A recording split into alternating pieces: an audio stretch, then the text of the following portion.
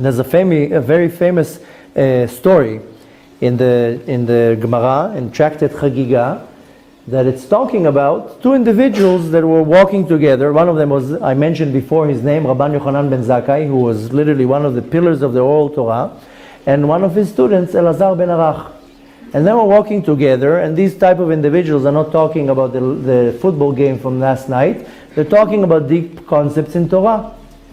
And this is the only place in the Gemara that it's talking about what's called Maaseh Bereshit. Spiritual, deep concept of Kabbalah that is called Maaseh Bereshit, the action of creation. And at some point, Rabbi Elazar ben Arach tells his Rabbi Yochanan ben Zakkai, can you teach me a little bit of some mysticism, something, give me something with juice? So Rabbi Yochanan ben Zakkai says, no, we don't talk about that. We don't talk about these things. So at the time, Rabbi Elazar told him, listen, I want to tell you something. I learned chidush. I heard something. I want to tell you about it. Now the way it worked in that day, that the Rebbe, who was Rabbi Yochanan, he was riding on the donkey, and his student, which was Rabbi Elazar, was leading the donkey. So he tells him, Rebbe, I really want to tell you something that I learned. It's about Maaseh Bereshit, about the act of creation. So Rabbi Yochanan wanted to give him some respect. The story says that he got off his donkey, he took off his garment, he put on a very special garment, and he sat down. He says, okay, now say that. And he says, I talk to you all day long about things in the Torah. You never change your garment. You never get off your donkey. You never sit down. He says, yes, but now you're talking to me about Maaseh Bereshit. This is not a regular Torah. You're not talking to me about a halacha or a story or a midrash. You're talking to me about the creation of the universe. He had to put on a special garment. He had to sit down. He had to be off his donkey. And the Gemara there is talking about that when you already come to talk about something so special, you don't talk about it in a regular way, and you take it in a completely different way. So we learn from that and from many other stories that how important and special the mystical part is, but we have to learn it. Now really what Kabbalah is about, if you want to summarize it in two words, or mainly not in two words, but in two topics. The first thing that Kabbalah is about what's called tzerufei otiyot, the connections of the letters. Kabbalah is all about letters. When you come to start learning Kabbalah, first you have to learn about the letters, the Hebrew letters, and the numerical value of the letters, and what are the letters, because really Hashem created the world with these letters. And what does it mean that He created the world with letters? The easiest way to explain it is Hashem is a programmer. Take now a beautiful website, and you look at the screen, and you see a beautiful design, you see colors, you see pictures, you see all these beautiful motions, a video, pictures, you click a button, the whole website is alive. But what would you see if hypothetically you would remove the screen? You would see the code that creates the website. This is called the programming, the code. Now if you're a programmer, you understand the code. If you're not a programmer, it just looks like gibberish, like a bunch of letters that don't make sense even. Now, if you are a programmer, you would read the lines that don't make sense. This number equals that, and all sorts of symbols. But the programmer will be able to read and says, oh, this line will create the button down here. And this line will make this picture. And this line will create this function. The same idea, that's how God creates the world. God creates the world with 10 speeches. Ba'asara ma'amarot nivra olam. When Hashem is a programmer, He takes all these letters and puts them together like a code, and ta-da! Beautiful world. So the basic teachings, the foundation of the teachings of the Kabbalah is called tzerufei otiyot, the combination of all the letters. Because Hashem creates everything with His letters. These are the tools that the Kadosh Baruch Hu uses in order to create the world. He takes 22 sophisticated tools, that each tool is way more sophisticated than we think. It's not just a simple letter. And He puts them together in tzerufei otiyot, combinations. He puts one combination together, and He creates a certain power. These are the 72 names of Hashem.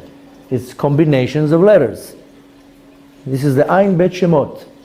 So this is the main of the two things that Kabbalah teaches us, is tzirufei otiyot.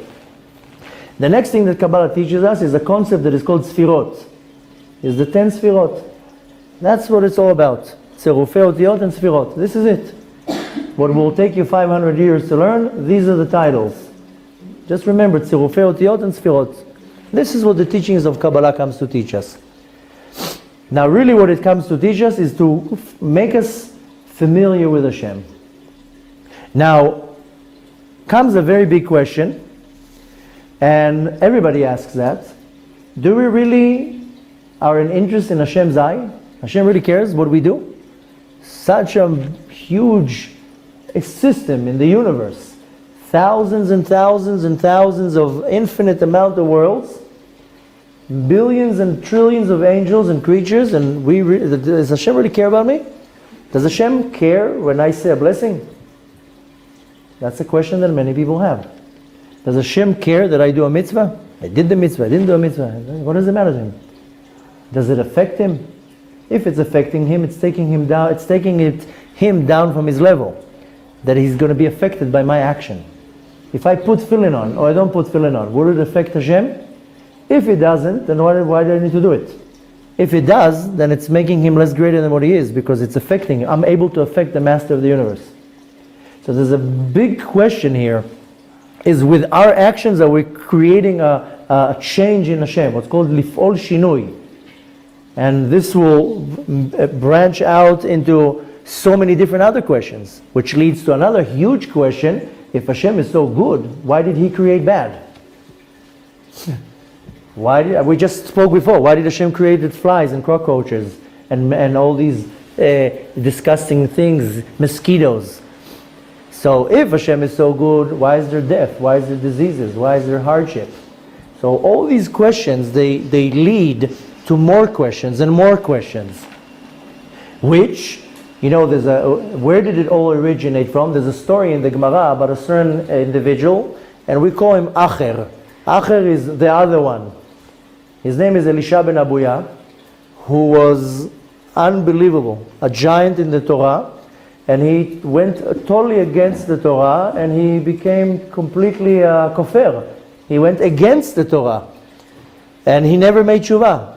We know that he never made tshuva, and it was a big wonder how he turned around. He was such huge in the Torah that when he would speak, everybody would be silenced to hear him. And one of his students is Rabbi Meir.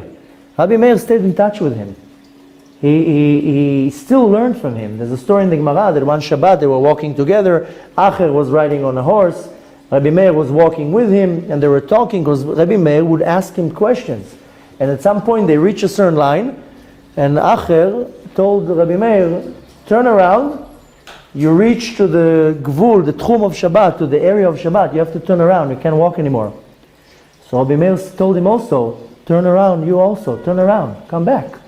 You're such a genius, such a pillar in the Torah, why aren't you coming back? Well, stop with the nonsense, you made the point. And he says, I can't. A heavenly voice already decreed in the heavens that I will never be able to do tshuva. And the story says that he went up to Shamayim, that's how great he was, and he saw a certain angel. This angel is called Metatron. His acronym is Memtetet.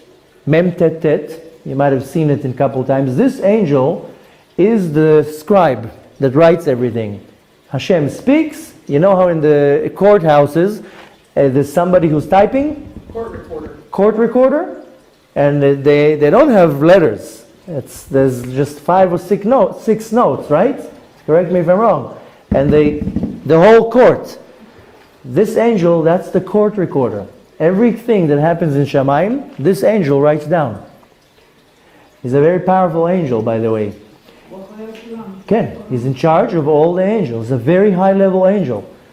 You would find many times the acronym Memtetet, Metatron. And Acher went up to Shamayim and saw him. And he understood from that there are 2 domains. There's Hashem and there's him. Because he's writing everything. He understood that there's another, I don't have to say domain, Rashut. I don't know if the right word is to say domain, but he understood there's another power, another Shem, Chas v'Shalom. There's not only one, there's two. And it's made him nuts.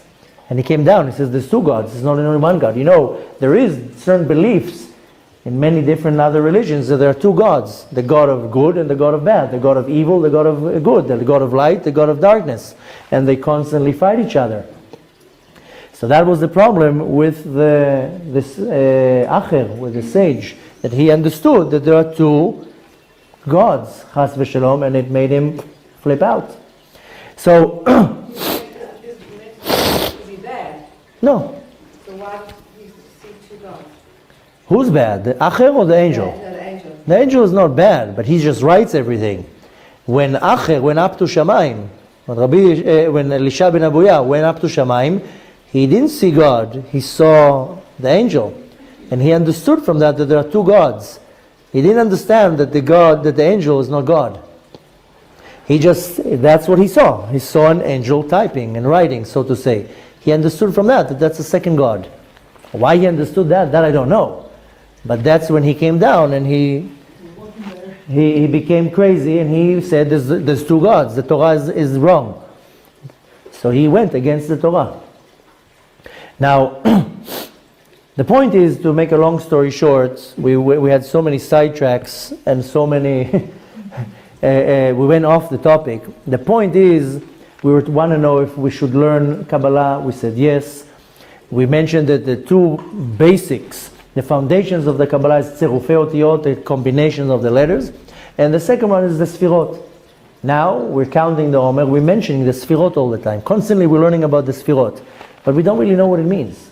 Nobody knows what it means. Don't be hard on yourself, because nobody knows what it means. We know fancy words. We know a little bit about it. But we don't understand with our understanding what the Sfirot means. The easiest way to explain what it means is the Sfirot is the relationship between us and Hashem. That's it. This is the way how we can relate to Hashem. If it's the sphere of Chokhmah, is wisdom, understanding His desires. If it's the attribute of Chesed, is to understand how kind Hashem is. If it's the attribute of Gvura, is to understand that Hashem has rules and He knows when to put a limitation. The Sfirot is the way for us to relate with the Kadosh Baruch Hu. That's it. To really start dissecting it, that's not so much in our level. But the point